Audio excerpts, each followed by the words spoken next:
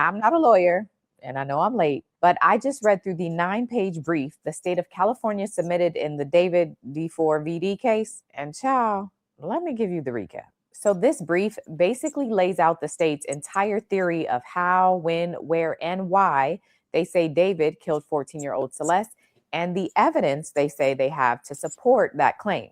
According to LAPD detectives, David and Celeste first met in January of 2022 when she was 11 years old. And by November of 2023, so almost 2 years later, that relationship turned sexual. And at that point, Celeste was 13 and David was 18. Now, within 3 months of that relationship starting, Celeste is reported missing by her family. And through the process of that missing persons investigation, law enforcement find David's phone number in Celeste's phone records. And so they give him a call on February 17, 2024. Now, according to this brief, on that call, David tells law enforcement that he last spoke to Celeste on February 13th or 14th. He also tells them he didn't know she was a minor and that he didn't know she was missing. Now, Celeste's family lived in Riverside, California, and so the Riverside Sheriff's Office is the one who called David.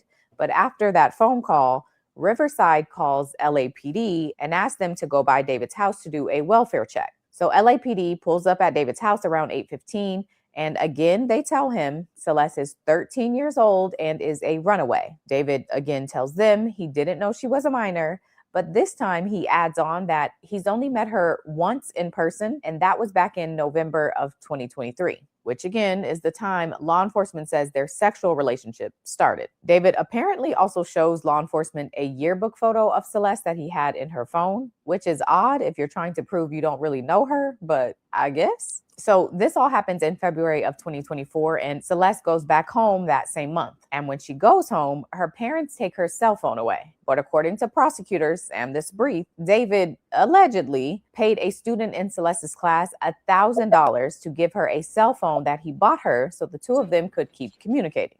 In April of 2024, 2 months after the first time she's reported missing, Celeste is reported missing a second time by her family. And according to this brief, she ended up spending most of the rest of that year with David.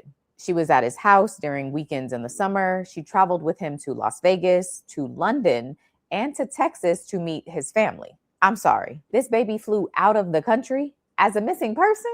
Or was she not missing by then? I have so many questions. Also, she met his family, as in his mama, his daddy. Y'all gonna go to jail. Now, as far as the evidence prosecutors say they start with text messages found on David's iCloud, where Celeste and David are talking about pregnancy, abortion, Plan B, and these messages include some explicit photos. And a specific text message that prosecutors highlight is one where Celeste tells David, quote, "All we do is have sex and just hang out. Man, I want more than that for myself." Where? So the brief says Celeste and David broke up in November of 2024, but that didn't stop the two of them from continuing to communicate and allegedly continuing to have sex. Okay, now let's move into what prosecutors say led up to Celeste's death. Let me stop it real quick. I'm gonna let her cook the rest of this clip, but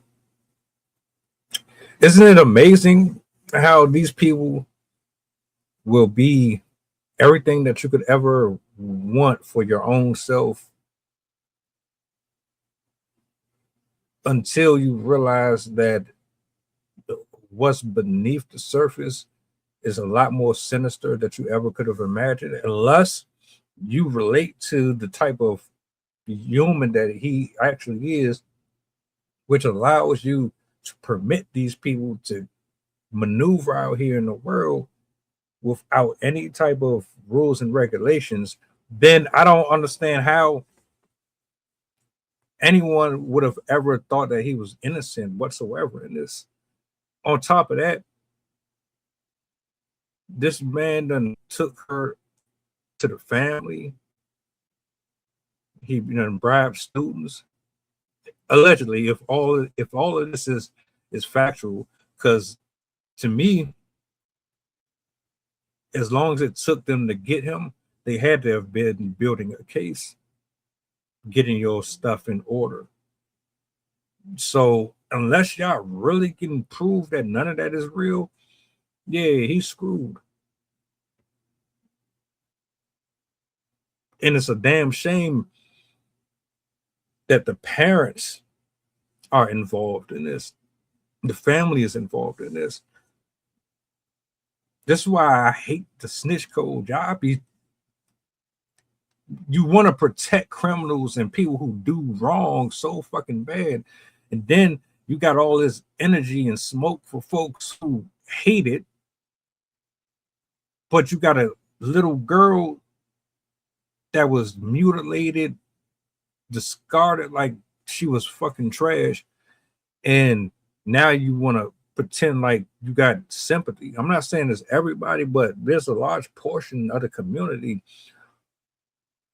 who would protect somebody like this and then try to demonize somebody who was against it.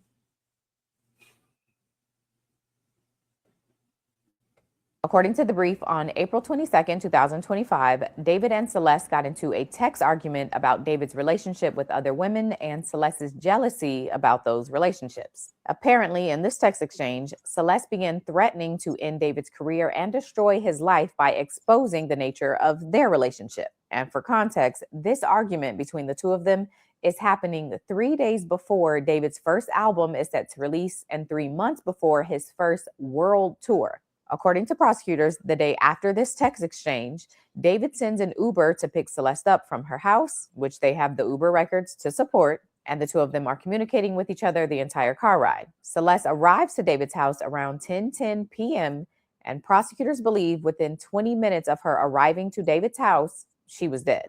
And according to the documents, they believe that because at 10:30 p.m., David sent a text message to Celeste's phone asking her where she was. And prosecutors believe that this was a premeditated part of his plan to cover up what he did. Prosecutors say about an hour later, so around 11:30 p.m., David drove to Santa Barbara, which is about an hour and a half to 2 hours away from LA, to dispose of the evidence. And while he's driving, his records show that he's still texting and calling Celeste's phone, asking her where she is. Now, I know we are still very early in this case, but I am so curious the reason the defense is going to give as to why David drove to Santa Barbara at 11:30 at night.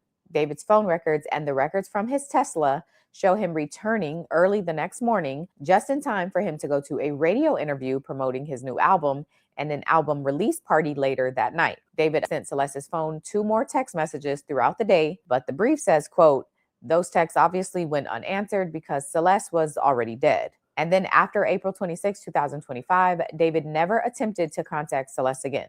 So that's what prosecutors say is the lead up to Celeste's death. But then the documents get a little more gruesome. According to this report, in the midst of David driving back from Santa Barbara, going to his radio interview and attending his album release party, he also apparently had time to order a shovel from Home Depot and have Postmates deliver it.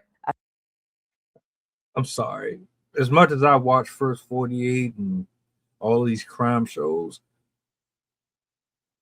it don't matter how much of that shit you watch. Just as a regular fan or an observer, you cannot outsmart authority professionals, the ones that are actually doing it. Their life is dedicated to solving these crimes. And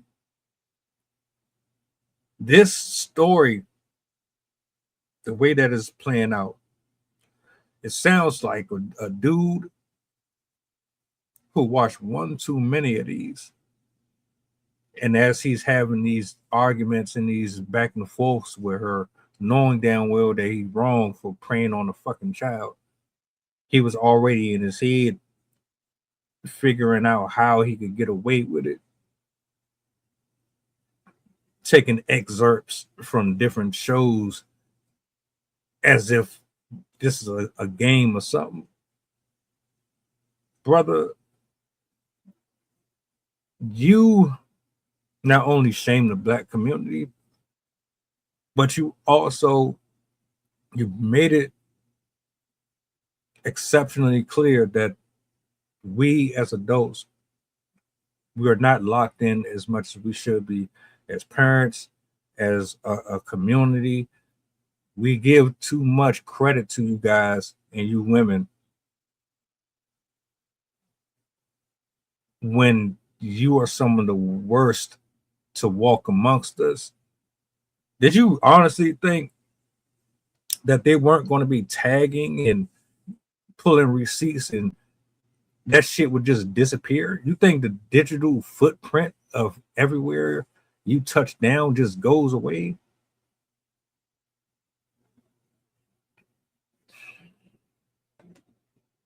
A few days after that, he ordered 2 chainsaws, a body bag, heavy-duty laundry bags, and a blue inflatable pool, all on Amazon under the fake name of Victoria Mendez. And then a few months later, he ordered a burn cage from Amazon, which prosecutors also say was used to help him get rid of evidence. He also visited that Santa Barbara area at least 2 more times, and months later, Celeste's passport was found in that exact area.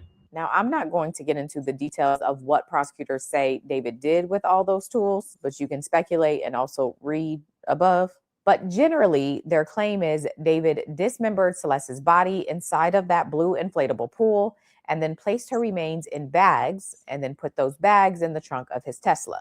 And the dismembering of her body happened inside the garage of his house. And that's supported by DNA evidence that detectives later collected and matched to Celeste. Now, over time, as David allegedly has these bags of Celeste's body parts in his car, his house and his car begin to smell, because that's what happens when things decay. So friends, business associates, and others start to ask him about the smell.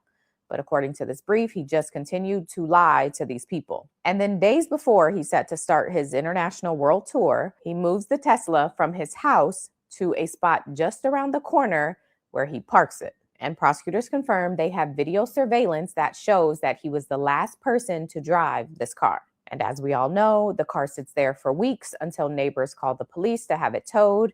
And then on September 8th, 2025, LAPD is called out to that tow yard because of the smell that's emanating from the car. When LAPD pops the trunk, they discover Celeste's body in the bags. Now, it's worth noting, because I didn't make a video on the medical examiner's report, but the medical examiner and the prosecutors confirm 2 of Celeste's fingers were and still are missing. And one of those fingers was her left ring finger, which had a tattoo of David's name. And prosecutors say he got rid of those fingers to kind of distance himself from Celeste. So that's the recap on these documents and what the state planned to present at David's preliminary hearing, which, if you recall, David's attorney requested that he have a preliminary hearing in 10 days. However, on Wednesday, 2 days before the preliminary hearing was supposed to happen, David's team asked the judge for more time to review all of the evidence. Rest in peace to Celeste, and prayers for anyone who is having to learn about these gruesome details of the way this child was killed. I'd hate to be a lawyer and have to try to defend somebody like this. I would never. This is not a job that I would take on. I'm sorry. I will never idolize a single rapper, singer, wrestler, boxer, NBA player, NFL. Y'all need to stop with that. And on top of that, you need to teach your kids not to do and follow in your footsteps. What happened to admiring lawyers and teachers, scientists? Why are we all obsessed with this rock star lifestyle? My condolences again to the family. Matter of fact, shout out to, I'm not a lawyer, but that's her name. Type it in on TikTok or on Google if y'all want to check her out. You did the work that a lot of us wouldn't, giving us this breakdown. I appreciate it. We got to do better as a society. We need to care more about the psyche and the mindset of our kids, what they're going through, what they're listening to, who they like, who they follow. This should have never happened to her. And if anybody think that this man is innocent, you're probably just like him. I'm glad we finally are getting somewhere with this. And when it's all said and done, I hope and pray he never sees the light of day again. And y'all probably need to do a little more investigating on some of these other famous people that y'all be supporting and advocating for like they're perfect and they never did anything. You need to have the same energy for them. They probably preying on kids too.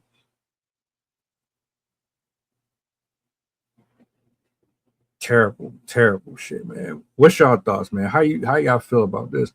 What can we do moving forward to protect ourselves and our loved ones better, and to hold these people with wealth accountable because they think they can do whatever the hell they want and get away with it? We not having it.